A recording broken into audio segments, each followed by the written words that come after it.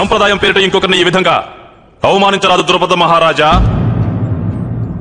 హస్తినాపుర యువరాజుగా నేను మిమ్మల్ని ప్రశ్నిస్తున్నాను. మీ వ్యూహం ఏమిటి?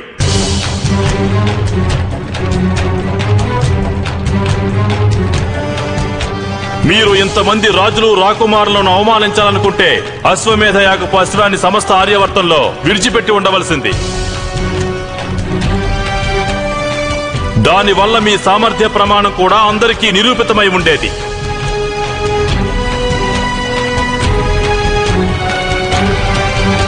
మహారాజా,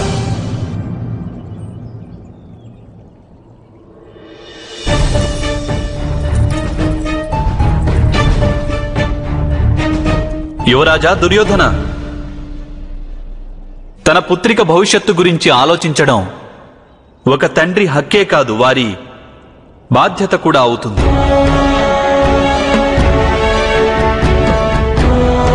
అందుచేతనే స్వయంవరాన్ని ధర్మకార్యంగా భావించడం జరుగుతుంది.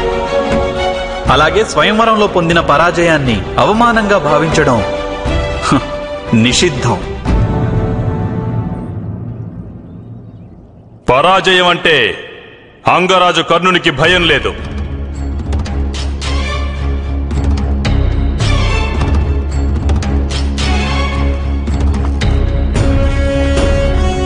పోటీలో పాల్గొనే హక్కుని కల్పించకపోవడాన్ని నేను అవమానమనే అంటాను వసుదేవతనయ. దుర్యోధన, వృక్షాన్ని జలంతోనే పెంచగలం, జలం చేసే కార్యాన్ని క్షీరం చెయ్యలేదు. అదేవిధంగా మీ శక్తికి ప్రమాణాన్ని అన్య వ్యక్తులెవ్వరూ ఇవ్వలేరు యువరాజా.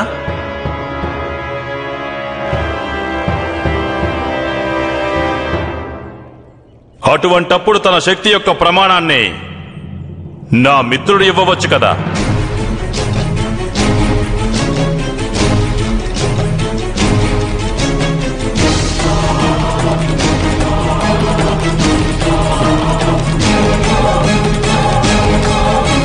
మిత్రమా కర్ణ, ధనస్సును ఎక్కుపెట్టు, లక్ష్యాన్ని ఛేదించు.